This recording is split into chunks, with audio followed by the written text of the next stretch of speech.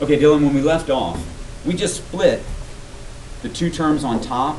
We split them into two separate fractions, x over 2 plus 3 over 2. We can do that because they have a common denominator of 2. Okay? Now, how can I rewrite this so that it looks like y equals mx plus b? Any ideas? I've got the y, but I want a number in front of the x. Not 1 over 1. 1 over 2. Do you agree that x over 2 is the same as a half times x? I just pulled this out front and stuck the x on the side. Is that right? And then I'm just going to leave this as a fraction, plus 3 over 2. Okay? Y equals mx plus b. Okay, so this next part is y is equal to a half x plus 3 halves. What's the slope of this line when we graph it? What's the slope of it? SK? 1/2. Nice. It's positive. That means it's going to go up from left to right. What's the y-intercept, Grace? 3 over 2. There you go. Positive 3 over 2.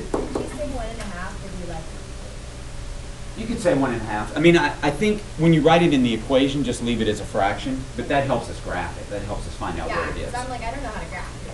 Okay. I don't know how to graph 1/2. Okay. All right. Now, Cecilia, y is equal to -4.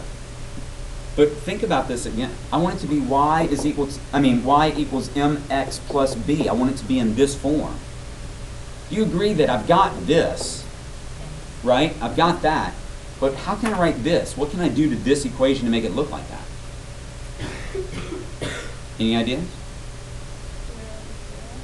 Well, not 0 over 0. But I do like what you're saying. Why not y is equal to no x's, 0x? Because 0 times x is what? It just goes away, right? So 0x is really nothing. -4. Okay, so now y is equal to 0x minus 4. What's the slope of this line? What's the slope of that line, James?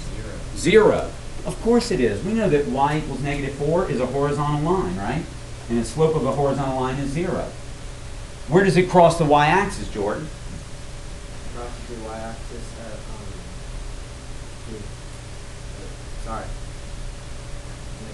-4. The y-intercept is -4. Exactly. Very nice. Now who wants to take on this last one? There you go.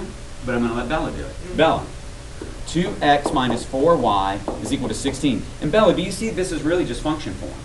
So you have to subtract 2x. So subtract 2x from both sides. I like it. So now I've got -4y is equal to -2x plus 16. Good. Then what? Divide everything by -4. Good. So that's going to give me y is equal to what, Bella? 1x. Not 1x.